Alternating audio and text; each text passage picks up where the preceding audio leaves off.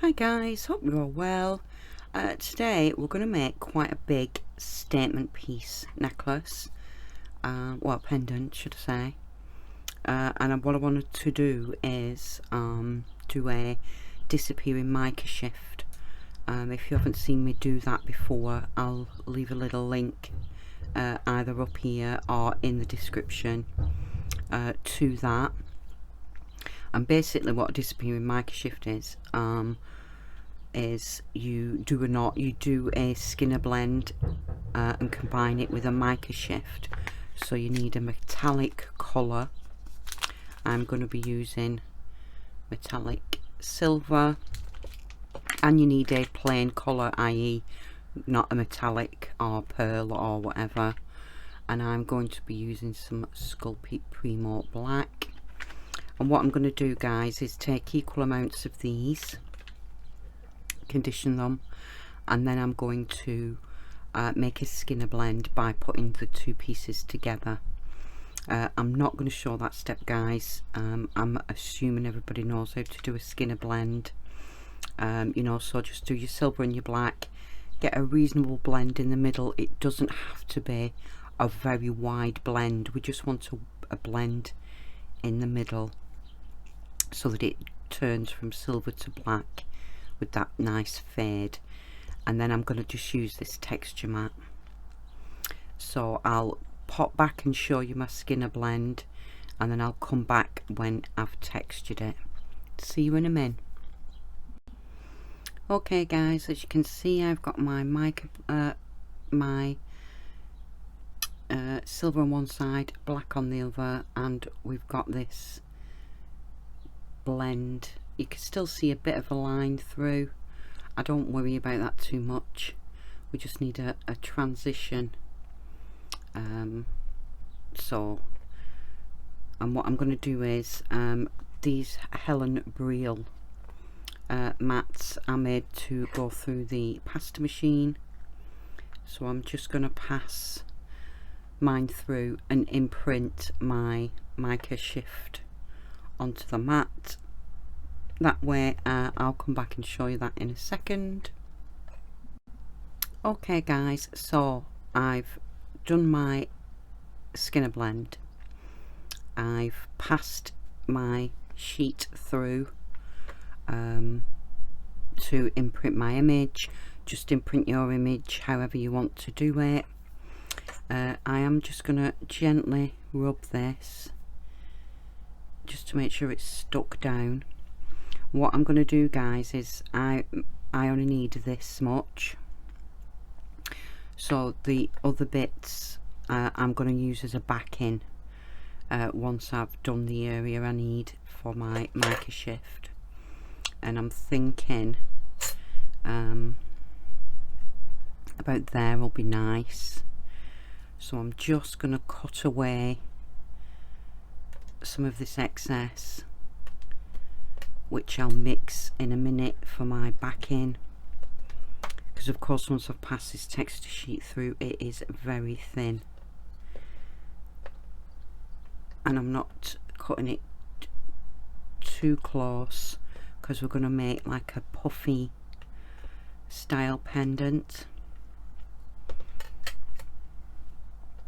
But I know now that I've got this for my disappearing mica shift, and I'm just going to now trim. Now I should have done this the other way up, guys, then I'm not dragging black onto the silver. So I may, in fact, let me just pick this up and turn it, then I don't drag any black onto the silver while I'm trimming it. Let's press it down again, that's better. Okay, so let's trim our surface, and I'm just being really gentle. You know me, I'm not the best at doing this. I tend to go a little bit deep sometimes,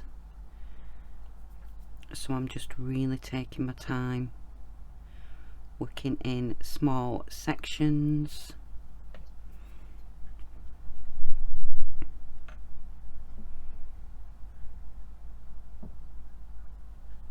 and just taking that top layer off.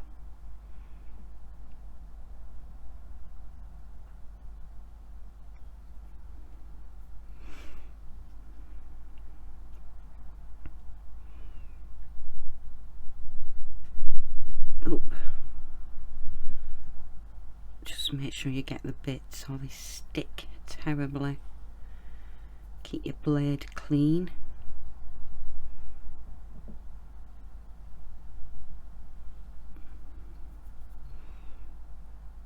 Do a bit more here now into the black. Oh, I did dig a bit there. I'm sure it'll be fine.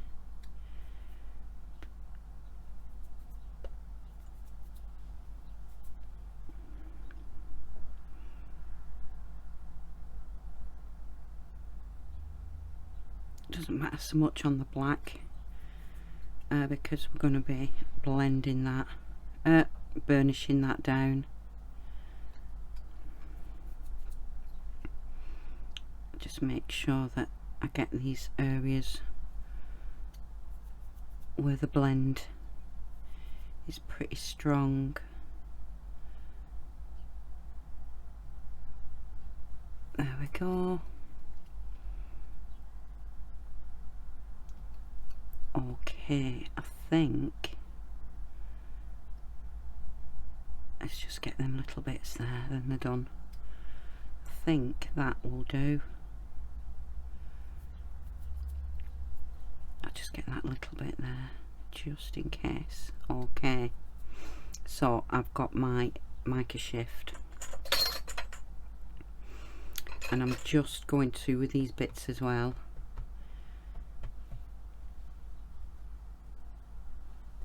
I'm just going to go and condition these bits back together, guys, just to make a backing for this to go on. I'll do it on a number 2, and then we'll do the puffy pendant. While I'm there, I will condition enough black for the back of my pendant too. So I'll condition this and I'll do some extra black for my backing. See you in a sec. Okay guys, so I just smushed them scraps together. It doesn't matter if they're not fully blended because we're not going to see them.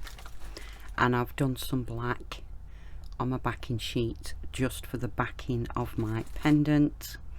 So let's get this picked up and plopped onto this.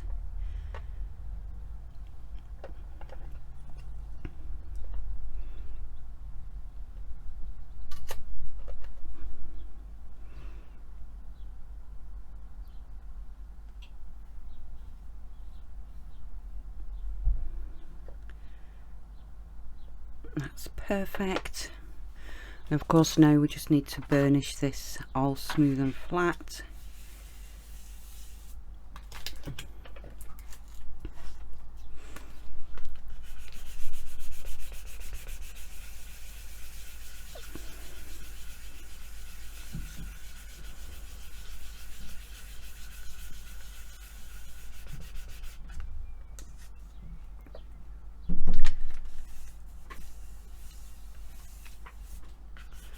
Husband's tapping at the door.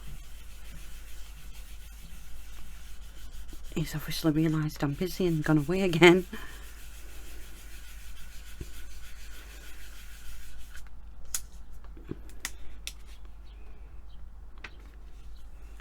Just going to give this a roll, I think, guys. In fact, I've got my new lolly stick rollers from Happy Hands. There's a few different sizes and I'm thinking the 3mm ones are going to be perfect for this. Let's just pop them down there. It's just not as smooth as I'd like it, guys, that's all. So if I just give it a little roll, it'll help. I could have probably shaved a bit more off, that would have helped, to be fair. But that's better.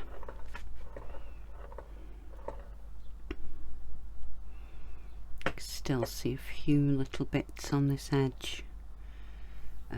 What I am going to do, guys, is I've dragged some of the mica while I was cutting, so I'm just going to give this surface a little wipe up just to get rid of some of the sparkle from that mica.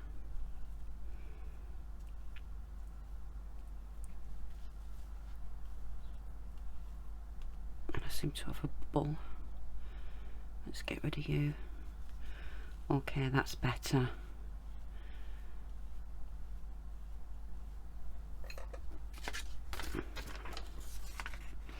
Right, let's give this another burnish.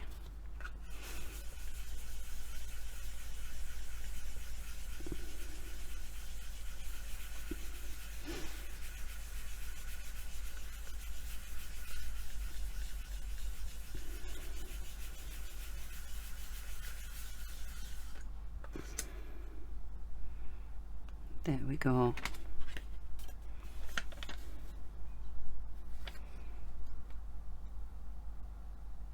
I think I'm happy with that surface, but I am going to give it one more burnish, guys.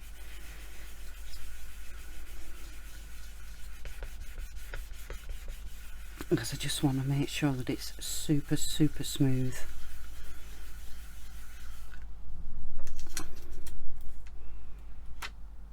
Okay, now then, I'm going to get my cutter and get quite a bit of the different shades in. So if I need my cutter to be there, let's find me flexi blade. Just going to trim off, not too much, just enough to make it more practical to pick up. Oh.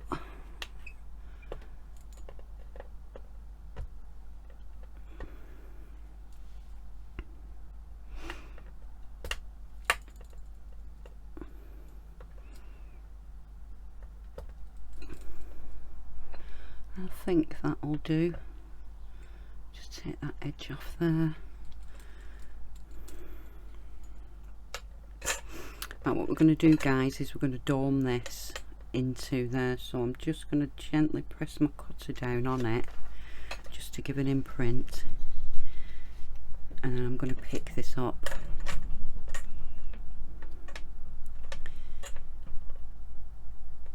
Oh, I'm going to have to burnish that again, guys. I've just caught it with my cutter, sorry.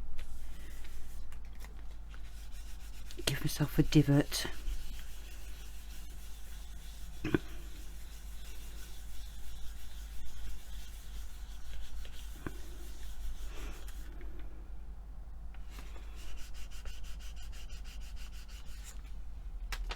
There we go.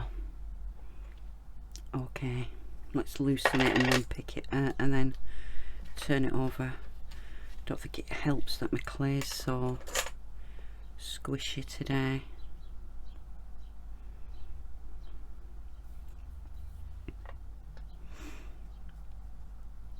Okay, let's get this positioned nicely. Let's turn that over, gently press it down, and as I said, my clay is pretty sticky, so this might I'm just going to use a drop of my Magimix to help me smooth my finger around on this, guys.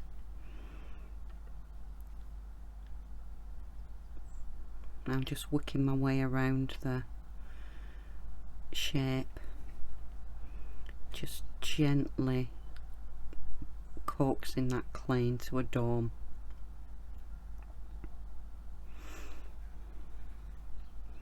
It's getting into that corner.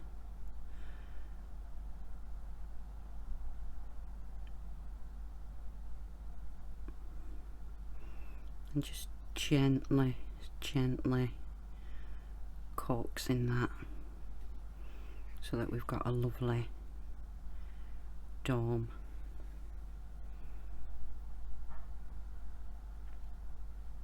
Just go in the middle a little bit.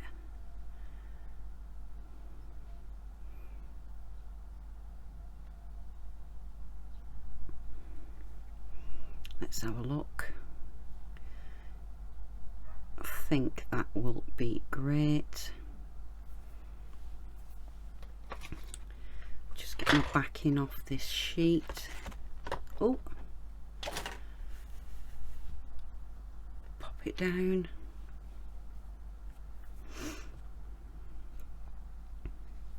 Just going to give this a last little smudge to make sure that dome's lovely and stretched.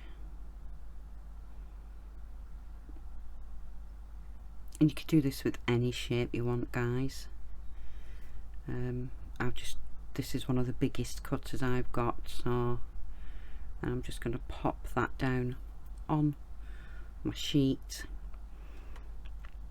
and I'm going to push through and make sure that's cut through nicely. Take this excess away, like so.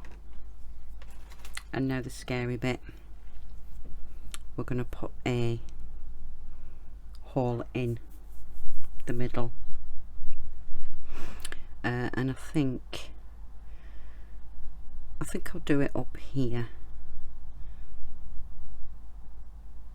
So I'm just going to gently push this down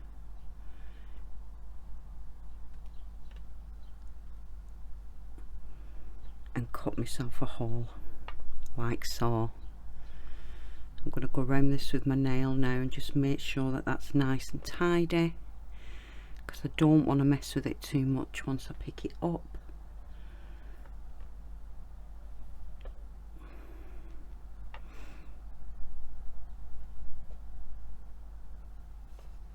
And of course we can get other bits when we're sanding. I'll just get my blade, get this picked up. Oh, I've popped my things off again. I'll just get that picked up. Just get that button pushed out. Gently pick this up. Just take those bits of crumbs off that I can see, and pop it down ready for baking. And I'll pop this in the oven, and I'll see you when it's baked. See you in a min. Okay guys, we're out the oven. Looks fab. You see here how the mica shift starts to disappear. I'm just going to go and give this a quick buff. I'm just going to use, because the surface is super silky smooth, I'm just going to give it a quick buff with my buffer shiner nail file, and then I'll give it a polish up with my Dremel, and then we'll come back and string it up. So I'll see you in a sec. Okay guys, we're all shone up. You can see that lovely gloss on there. And what I've done is I have got myself 4 lengths of Sari Ribbon. They're all about 20 inches. You could do as many or as little, or you know, do whatever you wish, guys. I just thought this would be a funky way to make this statement pendant. So I've got 4 lengths of Sari Ribbon, and I've got these I think they're actually Kumihimo cap ends. They're quite large. These are maybe a 6mm Kumihimo cord end, and I've got some super glue, the Gorilla Gel one, which is my favourite. I'll just pop that up on its end, and what we're going to do is we're going to pass these cords. Now bear in mind, when you've done this, guys, you'll not be able to take this off. We're going to put 2 cords through that way, and we're going to put 2 cords through that way. So we've got 4 cords holding the necklace up.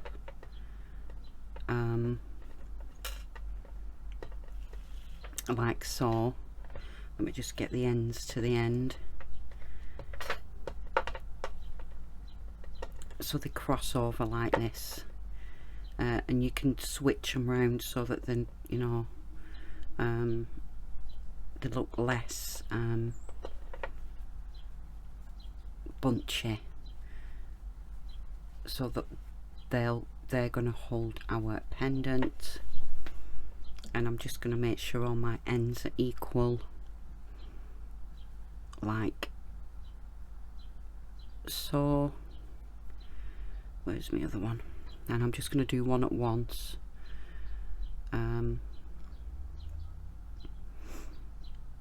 Just keeping the cords together, not round each other, just for the simple reason, let me just get that one bunched together, so that when I pop the glue in, I know each piece has made contact with the glue. So I'm just folding them and laying them on top of each other like so. Just give that one a roll. And I can hold them together while I get my glue gel.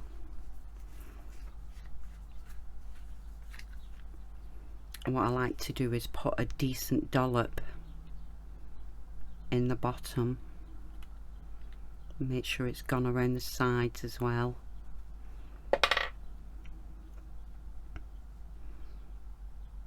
And then bunch my cords together as tight as I can and push them in. I generally use a cocktail stick like this, and I just get those ends all pushed in. Just a little bit of glue oozing there. Just make sure that they're all nicely pushed in and that they've all had contact with the side or with some glue. I'll just leave that to one side, and I'm just going to now make sure that my cords are all the same length by just pulling on them. And I'll do the same with this end. Now all my cords should be the same length, because I did a check and double check, but I will trim them if they've come through a bit differently.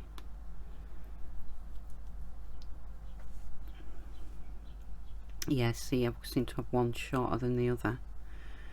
Let's just get these layered together.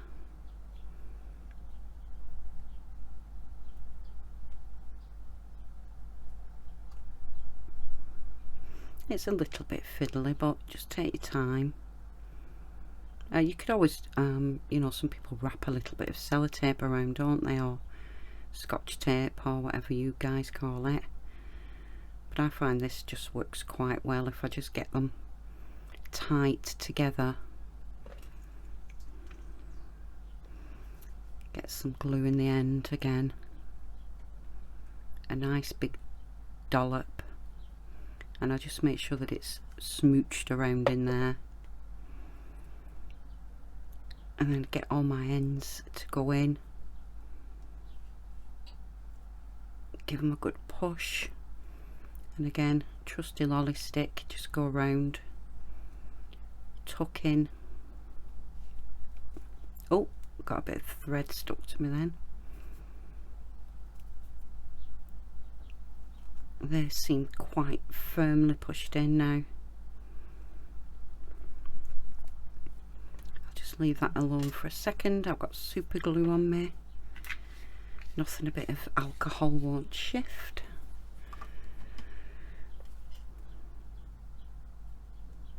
And these are pre-prepared ones, guys. They came with the rings already on them. I'm just waiting for this glue to go off because I've got a little bit on that. Oh, it gets hot, that glue.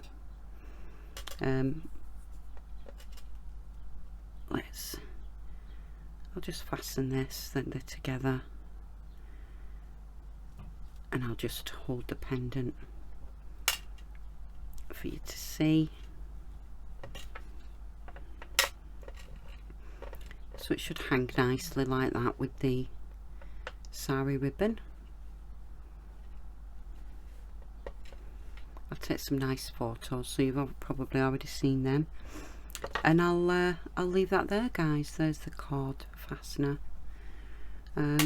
Just a really simple pendant, quite a statement piece, quite a big one. It's a good 2.5 inches. The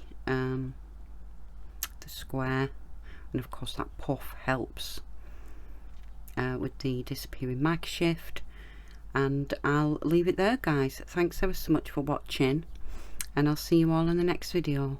Bye.